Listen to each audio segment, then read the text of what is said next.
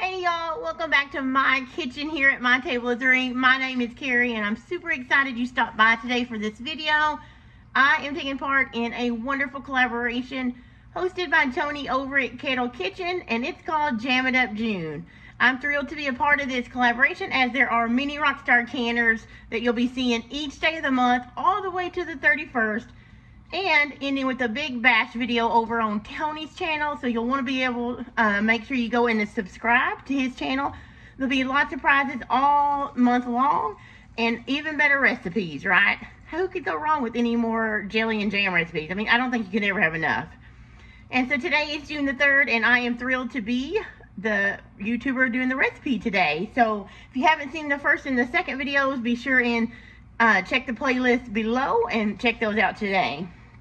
So I'm going to be doing a low sugar jam recipe, and so that means I'm going to be using two of my favorite things, and that is first and foremost 4-jar lids. These lids are awesome. You've seen me can with these before. We're going to talk a little bit about them later on in the video. I'm going to give you some stats on them and tell you why I love them, but they have not failed me yet over the last few months, and I am loving those. And Pomona's low sugar pectin. This works great for jams and jellies when you don't want to use 3 or 4 cups of sugar. When you're trying to cut back, this is your go-to here. I'll link to this below. It's my Amazon affiliate. Don't feel obligated to buy, but be sure and check it out if you're interested in low sugar jellies. The recipe that I'm doing today is out of this Pomona cookbook. It is all about canning low sugar jams and jellies and things, and I'm going to be doing the honey ginger peach jam on page 58. You can see that. And I'm going to be using a combination of 1/4 cup of honey and some sugar. But don't worry about getting the recipe. I'm going to put a link, because you can also find it online, in my description below. If you're interested in the lids at the end of the recipe video, know that you can get 10% off using my code that I'll link for you in below in the description as well. So no further ado, So I took my 3.5 pounds of peaches. I put it in this processor because it says to mash them with a potato masher or some kind of masher, but I thought this would be super simple, so I just used my food processor, put the 3.5 pounds of peaches in here, and I just blitzed it until it was soft, or actually mushy. I'll show you the consistency. And this recipe calls for ginger, grated ginger, and I will tell you, I went ahead and I put the ginger in the peaches as I pureed them, instead of putting it in the pot later, because I wanted to make sure that it blitzed it up really good and that nobody was getting any big hunks of ginger or anything like that. So I went ahead and put that in there, and you see the consistency of the peaches. It kind of looks like applesauce, right? But this is going to be a jam, so we're not making jelly. Jelly would be clear, you know, and you would have to strain all your peaches and all that after you cook them down and things. So this is a jam. I'm going to leave it like this. Next thing I'm going to do is, you'll see me, I'm going to have measured out 4 cups of this peach puree into my pot, and then we're going to start cooking it down with our other ingredients to make our jam. All right, guys, so I do have my canner, which you're going to water bath jelly. I went ahead and I have my 6 half pints of sterilizing. I went ahead and put my lids in as well, because at my altitude, I just have to water bath for 10 minutes, but I like to go ahead and do those anyway. You know, just follow the directions for proper canning in your altitude and in the recipe you're following. But I've got those. I got my bands, 4-jar bands over there. We'll talk more, remember, later. But this is the 4 cups of peaches that I told you to measure, that I was going to measure out. Let's talk a little bit more about the Pomona's pectin. So it is made for low sugar jelly or jam making, or anything that needs pectin. So it will work with the sweeteners that we're going to use today. Which today, the recipe that I'm getting out of their cookbook here calls for, you can do a combination. You can do honey, or you could do honey and sugar, or all sugar. Today, I'm going to do a total of 1 cup of sugar, 1/4 of it being this honey, and 3/4 of it being white sugar. And you can see here, I already have the pectin, let me see if I can get in a better light, in the sugar, because it's really good to mix it in. And I learned this from Pomona's cookbook. If you mix it in with your sugar, I'm going to stir this a little bit because it's starting to get hot. Oh, that reminds me. Let me show you what else I have to do. I have to put my calcium water in there. But let's see, we're going to go ahead and get this stirred up. And so that's ready to go when we need it. The next step is to use our calcium water. Now, the calcium water comes with your Pomona's pectin. It comes in a packet like this. You mix it up. You don't use all of it at once. So you can then keep it in a jar in your refrigerator and it'll settle. Just shake it up and use it whenever you need to. This is my third batch of jelly from this one pack. See if I can do this one-handed. You need 4 teaspoons of calcium water in this particular recipe. I don't know if I mentioned 3, 4. Okay. So in the pectin, I don't think I mentioned, but it calls for, let's see, 3 teaspoons of the Pomona's pectin, which I put in there and stirred up. Okay, so we have in here, remember I put the ginger earlier when I blended the peaches up because I wanted it to get thoroughly chopped and mixed. So in our pan right now are our 4 cups of peaches that we had frozen. If you're starting from scratch, you would blanch your peaches, peel them, you know, take the pits out, slice them, and then mash them up in your blender or potato masher, and then you'll get to this point. The recipe calls for 3.5 pounds. I would say probably 3 pounds is what I use because I still have some in my food processor. But you put your peaches, your calcium water, and the ginger in your pan, and we have it on. Let's turn it up some now that I'm ready. We're going to bring this to a boil, and then we'll put the sugar in. Now, I will not bore you with that. Whenever we get to that point, I'll come back and show you, okay? Okay, almost made a mistake there. Bad lighting. There's Nate. Say hi, Nate. He's super excited. Today's the first day of his summer break, but don't mind my messiness. I also have sourdough going, but I forgot to tell you an important part. I also needed to put in the lemon juice. So this recipe calls for 1/4 cup of lemon juice. I typically don't use lemon juice, but if you do, you can use the bottled lemon juice because it has just the right acidity. I like to use this citric acid that Ball puts out. And for 1/4 cup of lemon juice, you need a teaspoon of this citric acid to give it enough acid to be safe on the shelf. And I almost forgot to put that in, and I almost forgot to tell y'all. So I'm just going to put that in here. You can see it's starting to boil now.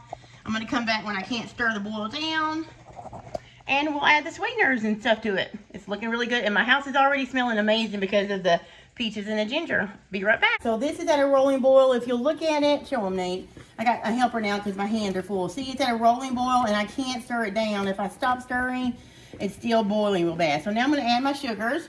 Remember, I did a combination of 1/4 cup of honey and 3/4 cups of sugar, and my pectin's in here. And I'm just going to add a little bit at a time and stir it in because you don't want it to clump up or gel up. You want it to just go in easily and dissolve.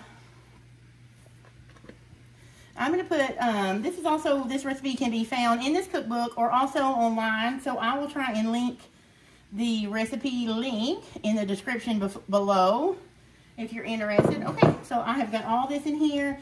Now I'm going to stand here and I am going to stir this in now really good. And I'm going to keep stirring. I'm going to let it come back to a boil. I'm actually going to turn it up a little bit. And when it comes back to a rolling boil, and you can't stir it down, remember a stirring rolling boil means like this, it's really boiling, and when you stir it, it continues to boil, it doesn't stop boiling, so that's important. I'm actually almost there probably. So right now it's kind of splattering everywhere, so definitely a boil here. Got a couple more minutes before, actually not a couple minutes, probably about 30 seconds. Once it comes to that rolling boil and you can't stir it down, you want to set your timer for 2 minutes and stir continuously for 2 minutes while this cooks to where it'll get set up later. So I'm going to go ahead and do that. It's at a rolling boil now, so I can't stir it down. I'm going to set my timer real quick for 2 minutes. And I'm going to stir while this cooks for 2 minutes. I'll be back when we're ready to take our jars out and fill them, so stay with me. It's smelling mighty good in here. Alright, so the peach jam has boiled for 2 minutes. I took the jars out of the boiling canner, the lid's out. Now we're going to fill them. And you can fill them to 1/4 inch of head space. And so we're going to do that, and then we'll go through and debubble, and of course, wipe them down with vinegar and all that. I've never made this recipe before. The Pomona cookbook says it will make 4 to 5 1/2 pint. So we'll see, huh? I tend to like, that one needs a little bit more, to do smaller batches, because who knows if you're going to like it, right? You may want to gift it, but you don't want to do tons of this if you're not sure it's something your family's going to eat, so small batches are good. But I tasted this, and I already know it's good, so hopefully the boys will like it too. We'll go back and measure and adjust if we need to, but I'm going to go ahead. I don't think I'll have enough for 5, so we'll do 4, and then hopefully I have enough to fill this one and go back. Yeah, okay. So I'm going to show you how much. So it used just about, there's not enough to fill another jar. So the next thing I'm going to do is go ahead and debubble these. And you just kind of get any air bubbles out, you know. All right, go around all of them. There's a few that aren't quite. Use that same tool to measure. Some of them are right on. Yeah, they're actually right on. So the next thing I'm going to do is wipe them down with white vinegar. Basically, this is just going to remove any jelly that might have got on the the outskirts of the rim. You don't want that on there because it will prevent a good seal. And as hard as you work, you don't want that not to seal.